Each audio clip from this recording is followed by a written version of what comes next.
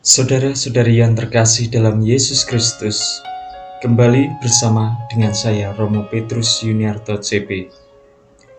Pada kesempatan kali ini kita akan merenungkan Yesus yang direfleksikan oleh Yohanes.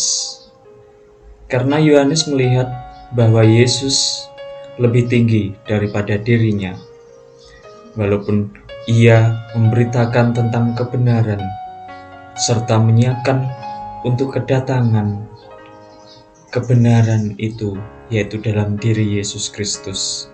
Sebagai orang yang mempersiapkan tentang kedatangan Tuhan yang menyelamatkan, Yohanes merasakan bahwa Yesus itu lebih tinggi daripada dirinya.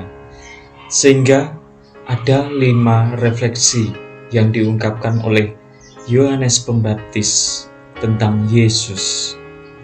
Yang pertama adalah Yesus berasal dari surga, sehingga apa yang dialami Yesus dalam dunia ini, apa yang dilakukannya, apa yang diwartakannya, itu berasal dari surga.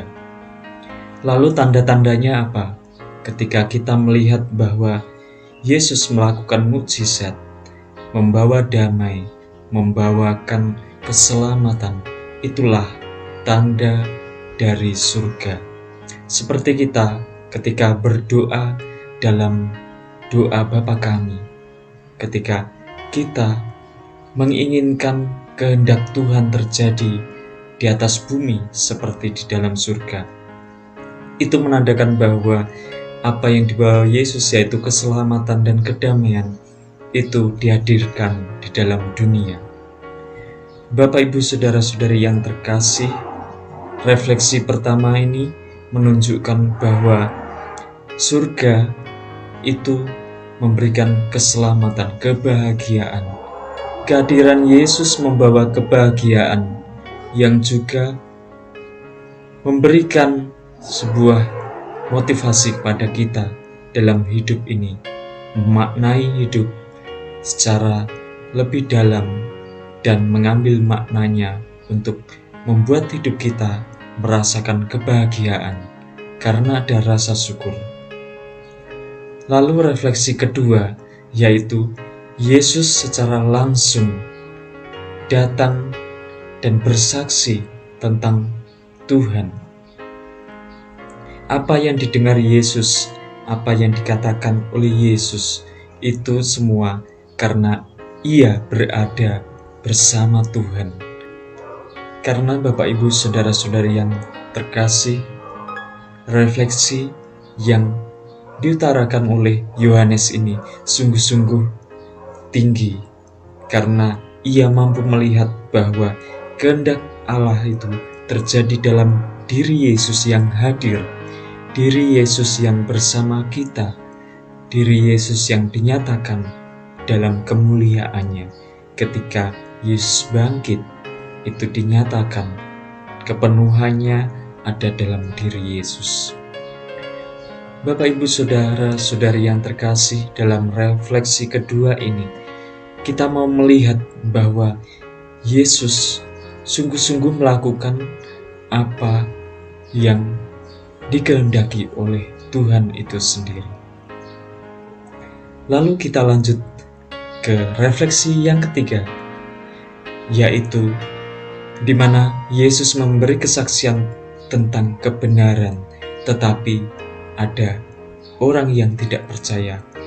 Inilah tantangan yang Yesus hadapi selama masih hidup, bahkan sampai pada penampakannya, di mana Yesus ketika mewartakan tentang kebenaran, tentu ada orang yang menentangnya, seperti orang Farisi, ahli Taurat, atau juga para tua-tua yang tidak menyukai Yesus. Karena apa?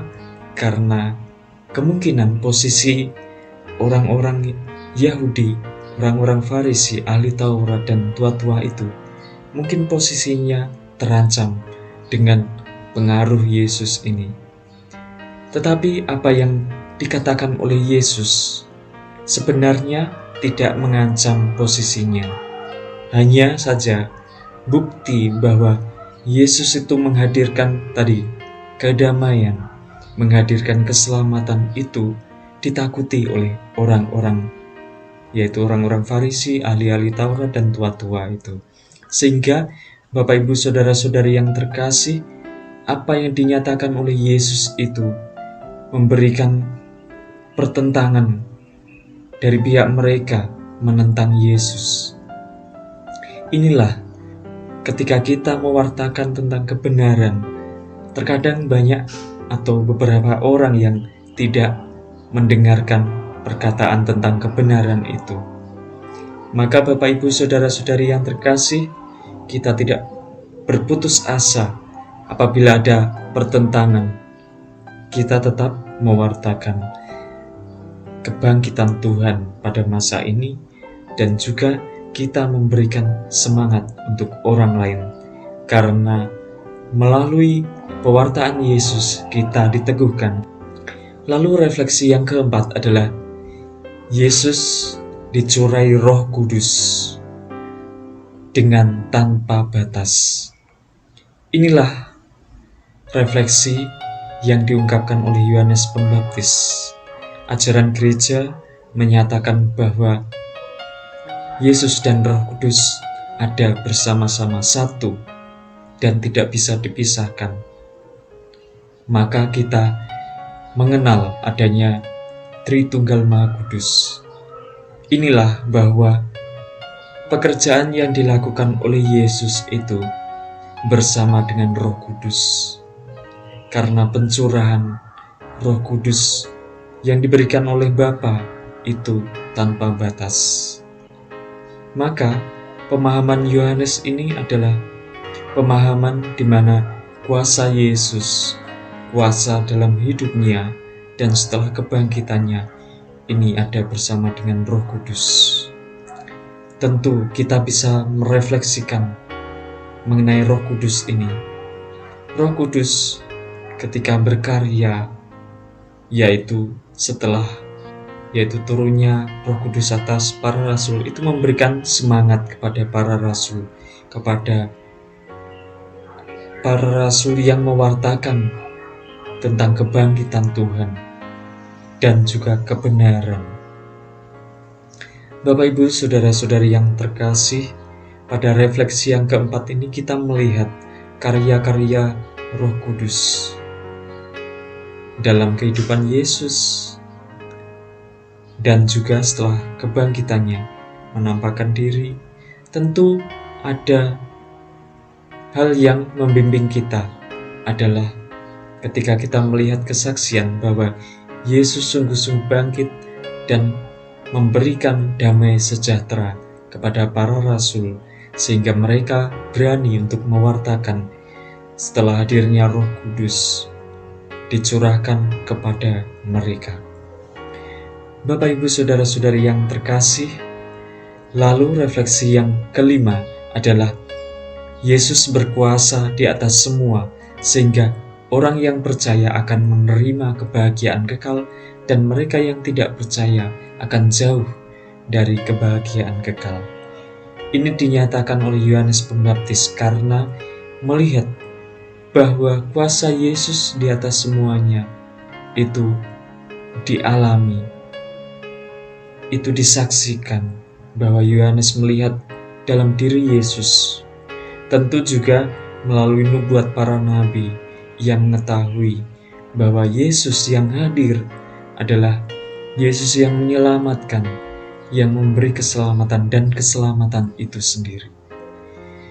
Inilah Bapak Ibu saudara-saudari yang terkasih, di mana kelima refleksi itu ingin mengantarkan pada sikap manusia kita tanggung jawab kita sebagai murid Kristus. Lalu, tuntutan dari refleksi ini adalah, apakah kita percaya dengan tulus? Karena yang percaya dengan tulus akan mendapatkan rahmat, kebahagiaan kekal di surga. Tetapi yang tidak melaksanakannya itu akan jauh. Karena kehadiran Yesus sebagai penebus itu ditawarkan kepada semua orang, tetapi tidak semua orang itu menerimanya. Sehingga Bapak Ibu Saudara-saudari yang terkasih, ketika kita percaya kepada Kristus, kita tentu umat Katolik, kita percaya kepada Kristus, tetapi kepercayaan yang dibangun itu harus dengan tulus, sehingga menunjukkan bahwa berkat yang diberikan Tuhan itu akan kita terima dan akan kita rasakan nanti ketika kita mengetahui bahwa Yesus itu memberikan berkat kebahagiaan abadi di surga. Saudara-saudari yang terkasih, semoga melalui refleksi Yohanes Pembaptis ini kita semakin dikuatkan dalam iman, dalam karya menghadapi tantangan hidup, bahwa kita mewartakan Kristus, mewartakan tentang inilah Yesus, tentang sosok Yesus, siapa Yesus itu. Tentu ada tantangannya. Apakah kita menyerah dalam tantangan itu? Apakah kita hanya lari dari kenyataan bahwa kita sebagai pengikut Kristus? Tentu kita semakin dikuatkan karena kita memelihara, yaitu apa yang dikehendaki Tuhan, apa yang benar kita nyatakan, dan tentu Roh Kudus akan membimbing kita, sehingga kita menjadi semakin berani untuk mewartakan Kristus, mewartakan tentang kebenarannya. Semoga Tuhan memberkati. Amin.